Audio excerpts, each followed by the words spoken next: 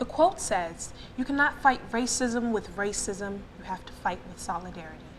Welcome to another episode of Around Campus. I'm your host, India Sage, and we are delving way deep into the issue at the University of Missouri and the racial threats that have been on the campus. With me here on Around Campus to discuss this topic is the social media chair for Educated Ladies Igniting True Essence, Elite, Asha Moses. Welcome to Around Campus. Thank you for having me. Absolutely, Asha. You're a part of Elite. Yes. The sister org of Mocha, who we just had on the show. How is that? It's amazing. Not only having sisters, but having brothers, and being able to collab on ideas and programs, and just having fun, but also getting down to business is really rewarding. Absolutely, and you're a woman of color, and you are also within this organization, and you stand for that as well, I assume. You joined Mocha with the Million Man March. How was that event? That was amazing experience to experience it with my friends and my organization, but also to experience it with other like-minded people. There's millions of people out there who had the same struggle or were advocating for the same struggle with us, and so it was great. I got to hear a lot of great speakers, got to see some of the victims of police brutalities family speak out against it and really give us a message of what to do, what's the next step for social change and social justice. Absolutely, and most of the issues that they covered were dealing with African American men, but being an African American woman, do you feel that you have a voice in this issue and that you also should stand up? Yes, of course, because it not only affects African American men, but it affects African American women. The most popular, but not the only example I would give is Sandra Bland, how her death has not been brought to light as much as it should have been.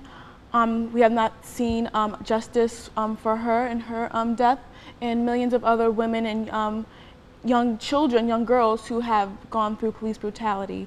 I think as women we also have the voice to help our men, to tell our black men that they are valued and that we will not stand by and watch injustice happen. You said something. You are waiting around to see equality, and you don't want to stand by and wait for somebody else to bring justice. So the students of University of Missouri, I'm assuming they felt the same way. Yes. And they felt that they needed to stand up and speak about that issue. Tell me a little bit about what you know about that issue. What I know is that the president kind of stood by and watched racial injustice happen, and they wanted him to resign. And with that, the football players and athletes, they boycotted their games so that they, couldn't play, and that brought a big dent within, what they needed to do.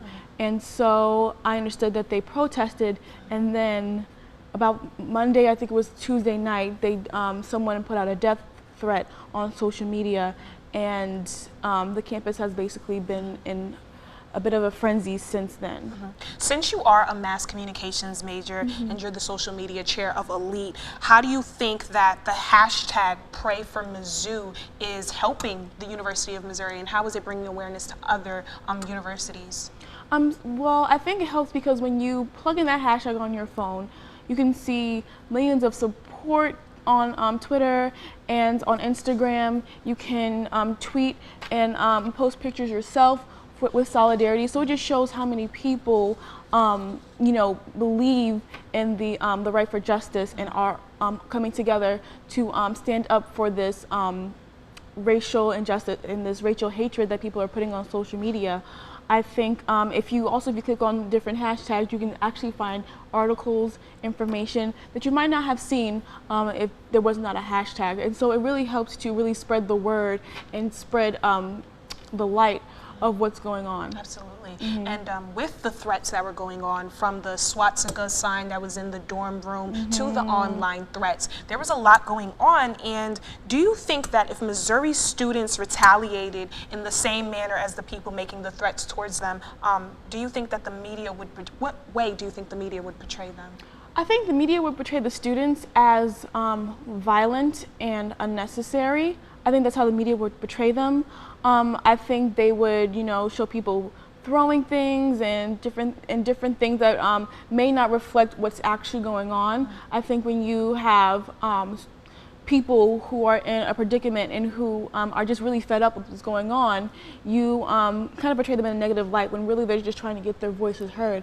And that's one way of doing it, unfortunately, when your back is against the wall, when things are getting a little tight. But I think the media would definitely portray them in a very negative, very violent light, which is very unfortunate because it kind of takes away from what they're trying to do and the message that they're trying to convey. And do you have any encouraging words that you would like to send to the University of Missouri students dealing with this issue at this time? I would like to tell the students of Missouri to stay strong in your beliefs, in your faith, in your power. Hold each other tight and make sure that you're all right. It might seem frightening right now, but if you all stay together and stay strong, nothing can hurt you. Absolutely. Strength and unity is something that MOCA and Elite is standing by at this time with the situation dealing with the University of Missouri students. There you have it on this episode of Around Campus. We are getting into the issues and we want our students to be aware of what is going on. I'm your host, India Sage, and I will see you all next time.